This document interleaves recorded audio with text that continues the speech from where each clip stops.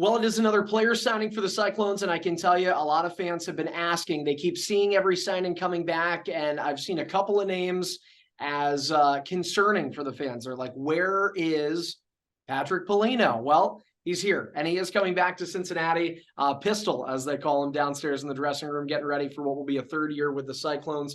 Fourth year in the pro game. It's going to be a little different this year, Pistol, but we'll talk about that in a moment or two. First, just take me through gosh, it's hard not to even bring it up. I was going to say, take me through your summer. This has been a pretty eventful one. Why the heck not? Let's just get into it. What has been going on in your life? I know one thing, a massive change in the world of the Polino family. Yeah, about a month ago, my wife had our son, so first baby for us, and it's been a crazy couple of weeks, but it's exciting. It's a fun time, and we're really enjoying it. So I guess that kind of leads me into the next question. I mean, you're in your late 20s, you're married, you mentioned your wife, Bridget. You guys have a baby boy. How different is it being a father? I mean, how unique is this off season versus any of the other ones you've encountered? Because, obviously you've been married for a little bit here, so you're used to having someone else, that's living with you, and your lifestyles need to be compatible. But now you've got this little one, and you're taking on, I think, the ultimate contract in life, because this one is forever binding. Yeah, no, it's definitely different. Your day-to-day changes. I don't come home and take a nap anymore. I change diapers and feed the baby, but it's been good. Bridget's been a rock star, and does a lot of work. So it's been great. So again, and we will talk about hockey, but let me ask you this. Everybody I hear, and I'm not a dad yet. I'm hoping I wait a little bit, man. I want to take my time a little bit more. But in the case of you and everybody that I know that's had kids, you hear different stories. Oh, this one is up all hours of the night. This one actually sleeps well, and our sleep schedule is normal. Yours is, I think, at the time of this interview. Now, correct me if I'm wrong. Your son is a month old, less than a month old. He's 5 weeks. So, 5 weeks. So, yeah. Right. No, but that's pretty good. Nights aren't too bad. He sleeps for a couple of hours here and there, so it's okay. But yeah, you definitely don't get that the full night's sleep anymore. When he's hungry, he's hungry. When you gotta change his diaper, you gotta change his diaper. So yeah, you never know when that stuff's gonna come, but I think we've kind of got a schedule kind of going so far, and yeah, it's good. I mean, no complaints. I'm having a blast. I think it's it's great to hear that you're having a blast, and not to look, fans are excited to have you back. I would imagine you're excited as we're about to flip the calendar into September. That's when this signing will be announced. Final full month of the off season, and then training camp kicking off in early October. The Cyclones beginning their season on the 21st of that said month. But I do think for you, this year it will be a little different. Now, look, any parent, mom or dad, is probably sitting there saying, when I can get a break, it's nice to go back to being who I was, when you don't have a baby on your arm. But at the same time, I know just from talking to people, and Louis Caparuso, who we spoke with earlier this summer, his son Lincoln was on the Zoom call for it. But he had mentioned how it's hard when you have a family like that, because you begin to really, really miss them. I don't know if you've even put that much thought into it, but I imagine your on ice schedule is ramping up a little bit. So are there any thoughts that are kind of leaking into the head of, hey, I've got a month and a half left, and normally this time of year, probably really, really excited to get back on the ice and be back with the team. But I imagine there will, at least to some extent, this year maybe it's a little more bittersweet just because there's a little less time there with your son. Yeah. Obviously I'm not hanging around the rink in the summer, talking with the guys as much. It's more of a, workout, skate, get home. But I think, my preparation and everything's still the same. I still want to be the best player I can be, and, having him to kind of, eases the mind at times. I'm not always thinking about hockey. It's nice to go home and just disconnect and, take care of him, hang out with him and Bridget and stuff. So yeah, I mean, it's been good. And I think, being in Cincinnati, our travel's not too bad. We be home pretty much every night. We're not always staying in hotels and gone for long stretches. So I think that's a Cincinnati, and having him now, it will be difficult being away, but it won't be for too long stretches. So I think that's good. Certainly a benefit, as you mentioned, of being here. I mean, the Central Division has I would consider a pretty travel-friendly schedule. Pistol, speaking of the Central Division, you guys are entering this year as the defending champs during the regular season. I think there's a level of excitement. I've used that word a lot here, but when you look at the signings and see how many guys are back from last year's team. And I think that provides players such as yourself and maybe even some of the guys that were rookies last year. I think Ali Lapid and Adam Berg, Stephen McLean, those guys are now back into the fold and have some pro hockey under their belt. But to come back and see a lot of the same faces, not only, I imagine, does that provide comfort, but there's got to be a level of confidence, right? That you're looking at the same guys that had a 100-plus point season with you last year. Yeah, definitely. And I think, even from the year before that, we made strides last year, and, it'll be important for us to continue building and, get over the hump and go on a longer playoff run and, try and repeat what we did last year, but take it one step further. And I think, we have some great players coming back, and, there's guys that I think could have really big years. And, I'm just excited to get started. How different was last year for you? Last season was your third season in pro hockey. Doing the numbers before we started this conversation, first year, 20 games. Not surprising, it was the pandemic year when you were with Rochester, so nobody was playing a lot of games, but you had 20 with them. Following year, you went through a hand injury, it was hand wrist area, and so I think with playoffs, you bounced around between Cincinnati, Providence, Rochester, played give or take around 50 games. And then last year, you did not miss a game in the playoffs, in the regular season, totaled up to 83 games. That's the most you've played in a season, not just pro, in your entire life. So what was that experience like? I mean, it was funny earlier in this conversation, even you said, it really hasn't, my summer hasn't changed. I've kind of, gotten away from the game or whatever at times. You're able to get home and compartmentalize, which is, I think, a good word to describe it.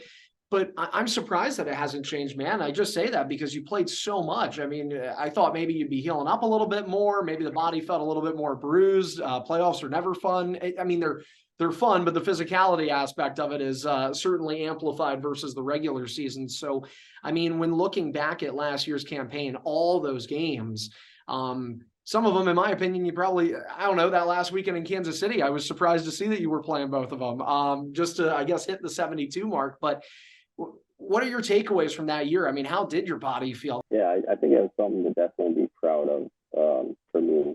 It was the first full season I've had since I can't even see my senior year in college because I was shut down for COVID. But, to play that many games in a row and be fortunate enough to stay healthy, I'm very proud of that. And obviously, I did take a little more time off after the season ended than I would usually, but, it was nice to just reset and, be fully recharged before I got, the training going. And I feel good now, and I think I can hopefully do it again this year. So, let's see how it goes. When you look back at last season, I mean, obviously a ton of team accolades, and this is a group where I don't think people are putting a lot of focus on their individual stats. Just feels like a total buy-in. Everyone was focused on putting wins in the win column, and obviously you did that a lot. But in this point of the summer where I think there's been time for a little bit of self-reflection, how do you evaluate? I mean, you mentioned the pride in being able to have played in every game that the Cyclones were a part of last season, 83 contests. And over the course of that time, over 50 points. That includes the playoffs where you made some big contributions, helped with a big goal. I remember in game 2 against Fort Wayne, which was obviously a wild series there. But I mean, how do you kind of evaluate your body of work? Looked like a really good season, but obviously there's things to look at, right? And what are you, I guess, doing and looking back on that's getting you ready as you enter year 4 here? Yeah, I mean, overall, I think I had a pretty good season.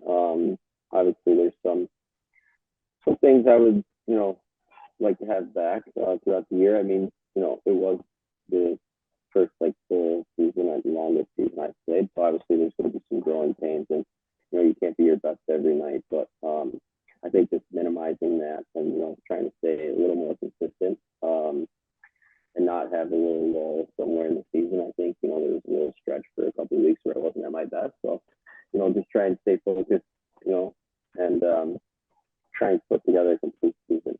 So I think, I have more to give. I think I can be better than I was last year, and I'm excited to get on the ice and put that effort forward. All right, so answer me this. I feel like when you talk to a lot of players who are going through their first year in pro hockey, they will talk about, challenges, and they'll bring up speed of the game. They'll say it's quicker than what they're used to. They'll bring up the size and mention that, the players are bigger. I think consistency, though, and you mentioned that word, is probably the most difficult thing to achieve in pro sports. I mean, when you're going to play every game, how hard is it? And I ask you this now that you do have a few years under your belt, your first full season, but you played the previous two. Do you think, and maybe I'm wrong on this radar, maybe it still is the skill and the size and, maybe it's systems, whatever, but I feel like the ability to be consistent is obviously the greatest asset to probably have. But I would think the most difficult thing to master, especially in minor league hockey, where, as you know, having played every game last year, there were times you were playing your fourth game in 5 days. There were times, who remembers the shootout against Toledo here, and then getting to Kalamazoo at 6 a.m. and playing the next day at 3 p.m. I think you may have had a goal in that game. I know Burnside did. But when you look at games like that, isn't that the hardest, to try and find a way to still bring the same compete level? Yeah, I think so. I mean, like you said, you play a lot of games, and some weeks there's way more so than others. So, just trying to take care of yourself and be able to bring your best effort every night is important. And I think, overall as a team, we did a pretty good job of that. Obviously, winning the division and going on that long win streak that we did. So yeah, I think, for me personally, just trying to be consistent a little better this year, and, not have any, lulls in the year personally. And then I think that for us as a team, it's important to just find a way to win. And, we're not going to have it every night, but it's important to, just stick to what we know how to do. And, I'm sure Painter will instill that in us pretty early. And, as a group, we'll be on each other about it as well, to, stick to the program and, find a way somehow every night. There's going to be hard ones. There's going to be ones, guys you don't feel up for, but, it's important, especially, late in the year, that we're going to need to find a way to, win games. You mentioned the point streak. Let's talk about that. And by the way, to peel the curtain back for the fans watching, we did have some technical difficulties, and I told Pistol, I was like, hey, I need you for 1 or 2 questions, but others are materializing. We don't want to keep you too much longer. And again, for folks that didn't listen at the beginning, and Patrick Polino is a dad now, so he's got way more responsibilities and far more important things to do than do this interview. But I do want to go back to that point streak. You talked about it, because here's the crazy part about hockey. It's so, you know this. I've interviewed you after games, and you must have some great media training, because you do the same thing everybody else says, which is we take it one game at a time. We're just trying to get pucks in deep, whatever. All the generic lingo that comes with hockey. But at the same time, what is crazy is there is some truth to day to day, in the sense of how things change and how they quickly become afterthoughts. And when we enter this season, it kind of feels like everything from last year is going to be an afterthought. It's a brand new season. It doesn't matter what you did last year. It's a new season. But in these moments of reflection, it's like, I feel like we only have so many more times that we can talk about what happened during that point streak. I mean, that was an unbelievable ride. And I do think it's something that, years down the road, I don't know what last year's team's legacy is. I think it's that, though. And I think that is, when 10 years goes by, you're going to look back and say, hey, on this day 10 years ago, on March 26th, the Cyclones were in Utah and they established a new point streak. They went 21 games in a row, 19-0-2. You had a big point or a big goal in the first game when we were out in Utah. They tied the game, and you scored with, I think, 2.5 minutes left to make sure we got that win and that streak stayed alive. Man, 19-0-2, February 10th to March 26th. When you look back at that, I mean, what was that ride like? It's got to be, I don't know, maybe I'm wrong, but it's got to be one of, if not the coolest, like, hockey month plus in your life. Yeah, I mean, everything was fun. You come to the rink, there's nothing to complain about. Everyone's happy. We felt like we could go into every night and win, and we ended than that pretty much. So yeah, it was exciting. Really enjoyed it, and hopefully we can do something close to that this year, if not beat that. But yeah, I'm excited to get things going and get to Cincinnati soon, and see all the guys again. And it's been a long summer, and yeah, I'm just excited for the season to start. What all have you been doing this summer? Any fun trips, or has it just been kind of taking it day by day and getting ready for this new chapter in life that you're now in? No, we kind of try to take advantage at the beginning of the summer. Not being parents yet, so Bridge and I went to Miami for a little bit, so that was a good time. Enjoyed down there. And then yeah, just playing golf, play a lot of golf with my friends and stuff, and pretty much what everyone does in the summer, I guess. But yeah, we try to enjoy ourselves before the baby came, and now that he's here, we're still enjoying ourselves. So yeah, I'm happy the way the summer's going. It's been really fun.